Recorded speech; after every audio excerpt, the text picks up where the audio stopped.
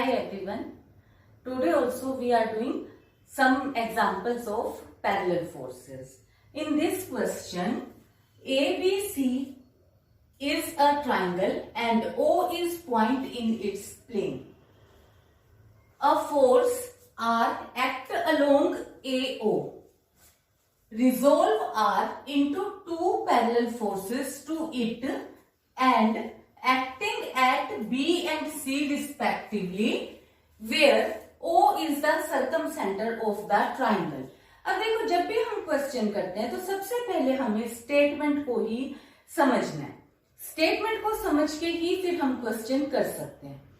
सबसे पहले तो हमें ए बी सी एक ट्राइंगल दी हुई थी, हमने बना दी. ओ इस ट्राइंगल के अंदर का, प्लेन के अंदर का एक पॉइंट दे रखा है. फिर हमें कहा है कि O इसका सर्कमसेंटर है, तो हमने O एक पॉइंट यहां ले लिया. फिर हमारे को एक फोर्स दी हुई है, resolve R into two parallel forces acting at B and C, और जो R फोर्स है वो किसके अलोंग एक्ट कर रही है? AO के अलोंग. तो ये AO को हमने और आगे की तरफ बढ़ा के ये बता दिया कि ये हमारे पास फोर्स है R, जो कि AO के अलोंग एक्ट कर रही है. अब तुम इसे अलोंग AOL भी कह सकते हो. तो R फोर्स इसके अलोंग एक्ट कर रही है, तो हमने इस R फोर्स को दो फोर्सेस में ब्रेक कर दिया, लाइक पैरेलल फोर्सेस. एक ये हो गई B, एक ये हो गई Q, और दोनों ही R के पैरेलल आएंगी, और इनका लाइन ऑफ एक्शन यानी कि पॉइंट ऑफ एक्शन B और C हमारे को दिया हुआ है क्वेश्चन के अंदर ही. अब हमारे को यहाँ पे P और Q की वैल्यू बतानी है सोल्व करके. तो अब देखो, अब हमारे पास सबसे पहले तो क्या हुआ कि ये B और C एक स्ट्रेट लाइन है, L के अलोंग रिजल्टेंट एक्ट कर रहा है, तो यानी कि इस एक लाइन के ऊपर तीन फोर्सेस हो गई, P, Q और R. जैसे हमने आर्टिकल किया पैरेलल फोर्सेस का, उसके अकॉर्डिंग अब हमारे पास क्या हो गया, देखो P ओवर LC. देखो P फोर्स है, तो इन दोनों के बाकी दो फोर्सेस के बीच का डिस्टेंस बिल्कुल सेम तरीके से Q over BL is equal to R over BC. ये चीज अब तक तुम्हारे को पता है कि हमने कैसे लिखी. अब इसके बाद आ जाओ. अब इसके बाद देखो, ये हमारे को O सर्कमसेंटर दिया हुआ है. अगर O सर्कमसेंटर होता है तो तुम्हारे को पता है कि अगर ये एंगल C है तो यहां वाला एंगल 2C होगा. ये एंगल B है तो ये वाला एंगल 2B होगा. ये एंगल A है तो ये वाला एंगल 2A होगा. O पे सर्कमसेंटर ऑफ ट्राइंगल के लिए ये हमारे पास हमें पता है ऑलरेडी. अब इधर से देखो, अब क्योंकि ये एक एंगल, ये अब एक ट्राइंगल ये कंसीडर कर लो. ये ट्राइंगल कौन सी हो गई? AOB. अगर तुमने AOB ट्राइंगल ली है तो ये एंगल अगर 2C है तो ये एंगल और ये एंगल कितना रह गया? क्योंकि हमें पता है कि तीन एंगल्स का सम एक ट्राइंगल का 180 होता है. तो बाकी दो, और ये वाली साइड और ये साइड हमें पता है कि इक्वल है, और इक्वल ये वाली साइड. ठीक है, इस वजह से जो एंगल ये होगा वही एंगल ये होगा. तो इन दोनों एंगल्स का सम कितना हो गया? 180 माइनस 2C. उसकी वजह से और इक्वल एंगल की वजह से ये एंगल हो गया 90 माइनस C, और ये भी एंगल हो गया 90 माइनस C. बिल्कुल सेम तरीके से ये एंगल हो गया 90 माइनस B, और ये एंगल हो गया 90 माइनस B. अब देखो, हमने दोबारा कौन सा क्वेश्चन किया है. अब यहां से जो ये अपने पास एंगल्स आ गए, अब हमने ये एक ट्राइंगल ले ली ALB. अब हमने ये एक ट्राइंगल लिए ALB. इसके अकॉर्डिंग जो AL है वो किसके प्रोपोर्शनल होगा? साइन एंगल में is equal to sine angle B. तो अब हमने यहां से क्या किया? By sine formula in triangle ABL. ABL ये हमने अब एक ये वाली ट्राइंगल कंसीडर की है ABL. इसके अकॉर्डिंग AL किसके प्रोपोर्शनल होगा? Will be equal to sine angle B. तो ये AL किसके प्रोपोर्शनल हो गया? Sine angle B. और BL, तो जो ये BL साइड है ये किसके प्रोपोर्शनल हो गया? Proportional to sine angle 90 minus C. Sine 90 minus C हो गया cos C over sine B. ये अपने पास बी एल और ओवर ए एल की वैल्यू आ गई। बिल्कुल इसी तरीके से अब हमने ट्राइंगल एल ए सी में कर दिया। तो जो ये ट्राइंगल एल ए सी है, ये वाली ट्राइंगल, इसमें भी हमारे पास एक तो हमने साइड ए एल ले लिया, तो इसके साइड प्रोपोर्शन तो ए एल के प्रोपोर्शन तो हमारे पास फिर से कितना आ गया साइन सी। इसी तरीके से एल सी के प्रोपोर्शन आ गया साइन 90 माइनस बी, और ये हो गया cos B. L C over A L की वैल्यू हमारे पास आ गई cos B over sine C. अब देखो, अब ये इक्वेशन नंबर 2, ये इक्वेशन नंबर 3, इसमें ए एल और ए एल यहां से कट जाएगा, तो इसलिए हमने अब इन दोनों को डिवाइड करा तो B L over L C की रेशियो आ गई। B L over L C की रेशियो जब हमने सोल्व की तो ये आ गई sine C cos C over sine B cos B. 2 से मल्टीप्लाई और डिवाइड कर दिया, तो ये अपने पास हो गया 2 साइन सी कोस सी 2 साइन बी कोस बी, बन गया साइन 2 सी ओवर साइन 2b। अब देखो बी एल और एल सी, देखो ये रहा B L L C.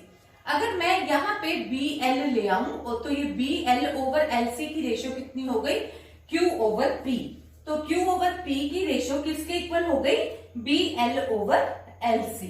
B L over L C is equal to Q over P, और क्यू ओवर पी की रेशियो हमारे पास अब कितनी आ गई sign 2c over sine 2b। अब इसको मैंने फिर कर दिया, यहां पे मैं p ले गई, तो ये हो गया p ओवर साइन 2b और equal to q over sine 2c।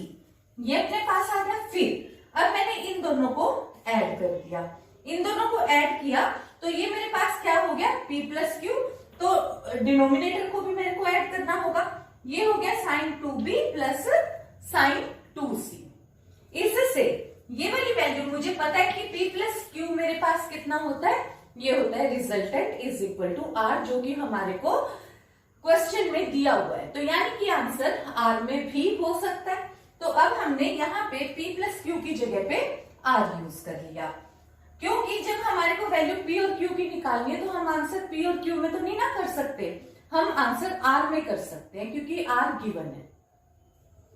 तो अब मैंने यहाँ पे p प्लस क्यू की जगह पे r रिप्लेस कर दिया, और p की वैल्यू एक बार यहां से इक्वेट की तो ये कितनी हो गई r sine 2b over sine 2b plus sine 2c। Similarly q की वैल्यू निकाल लेंगे, q की वैल्यू यहाँ पे हो जाएगी r sine 2c over sine 2b plus sine 2c। Now in this question we have a heavy uniform rod 200 centimeter long rests horizontally on 2 pegs which are 50 centimeter apart। तो देखो सबसे पहले तो अब यहाँ पे अपने पास एक हैवी रोड दी हुई है ए बी, तो और जो उस किसके ऊपर रेस्ट कर रही है 2 पैग्स के ऊपर, और उन 2 पैग्स का डिफरेंस हमें 50 कहा हुआ है कि उन 2 पैग्स का डिफरेंस 50 सेंटीमीटर है। यानी कि एक हमने सी कंसीडर किया पॉइंट, एक डी।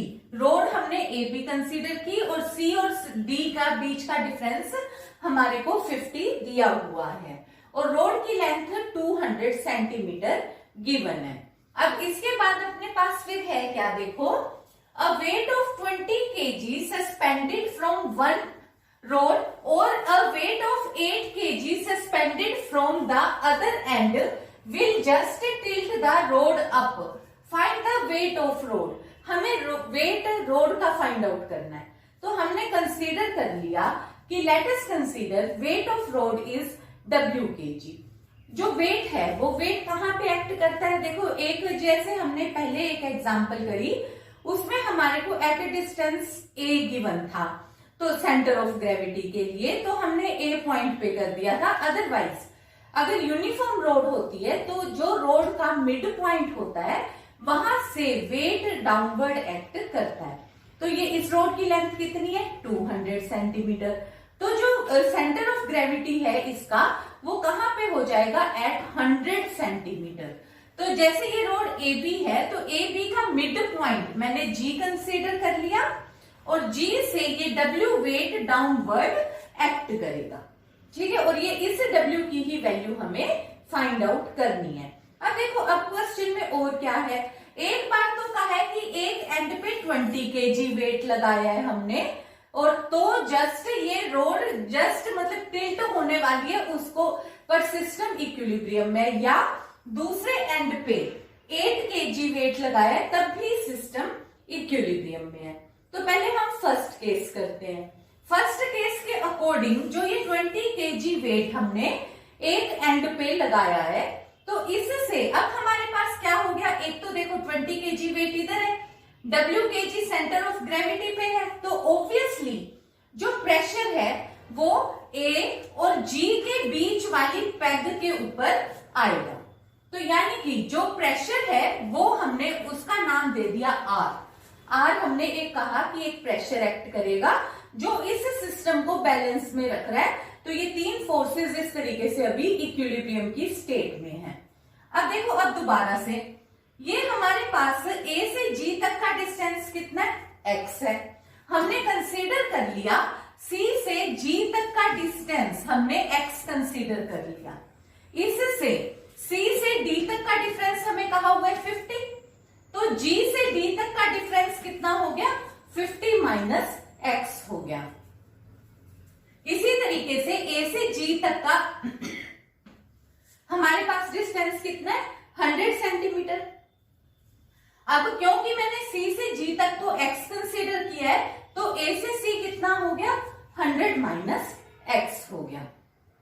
अब मेरे पास अब यहां से क्या चीज आ गई, अब एक तो मेरे पास है ये W फोर्स है, तो ये किसके प्रोपोर्शन होगी, distance between other two, that is AC। तो मैंने क्या लिख लिया, W ओवर 100 माइनस x। फिर दूसरा क्या हो गया 20, तो 20 के साथ डिस्टेंस कितना आ जाएगा, ओवर x, तो यहां हो गया 20 ओवर x। तो यहां से मैंने W की वैल्यू निकाल ली, तो ये W की वैल्यू मेरे पास ये रिलेशन आ गया। अब दूसरी इक्वेशन के लिए अब देखो मेरे पास अब ये वाला सिस्टम है जिसमें अब ये 20 kg या तो एक एंड पे 20 या दूसरे पे 8, तो अब मैं इस वाले को नहीं डिस्कस करूंगी। अब मैंने दूसरा केस बना लिया जिसमें G से तो W kg वेट एक्ट कर ही रहा है, अब A वाली फोर्स नहीं हमें लेनी, अब हमने दूसरे पॉइंट पे 8 kg वेट इम्पोज कर दिया। अब ऑब्वियसली जो पैग है वो G और B के बीच वाले पैग के ऊपर ही प्रेशर पड़ेगा, और वो प्रेशर कितना है हमें नहीं पता, तो हमने उसका नाम इस बार R से अलग, पहले वाले को R दिया था से Any, इस बार हमने कौन सा नाम दे दिया, से Any, तो हमने उसको नाम दे दिया S। तो ये हमारे पास S हो गया। अभी भी ये सिस्टम इक्विलिब्रियम की स्टेट में है और जस्ट टिल्ट होने वाला है, मतलब टिल्ट नहीं हो रहा है, और ये अभी भी इक्विलिब्रियम की पोजीशन में मेंटेन्ड है। तो इसमें हमारे पास क्या आ जाएगा, W ओवर dB और 8 ओवर GB।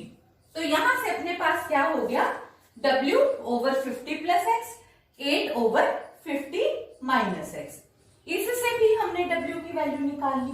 अब देखो वैसे तो हमें W की ही वैल्यू निकालनी है, पर क्योंकि W x के ऊपर डिपेंडेंट है, तो इसलिए मैंने दोनों W's को इक्वेट कर दिया। इक्वेट करके ये मेरे पास एक रिलेशन बन गया।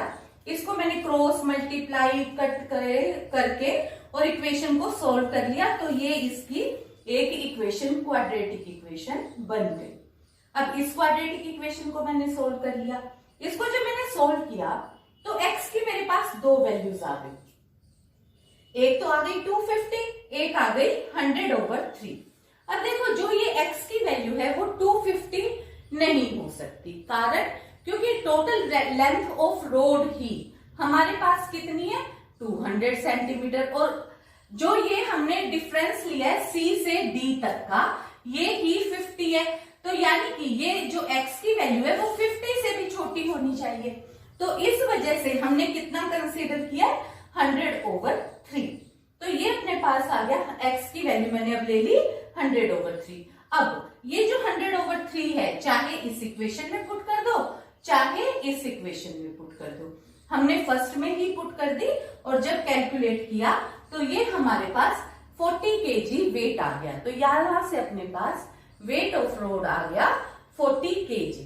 तो ये अपने पास पैरेलल फोर्सेस वाला चैप्टर कंप्लीट हो जाता है। That is all for today.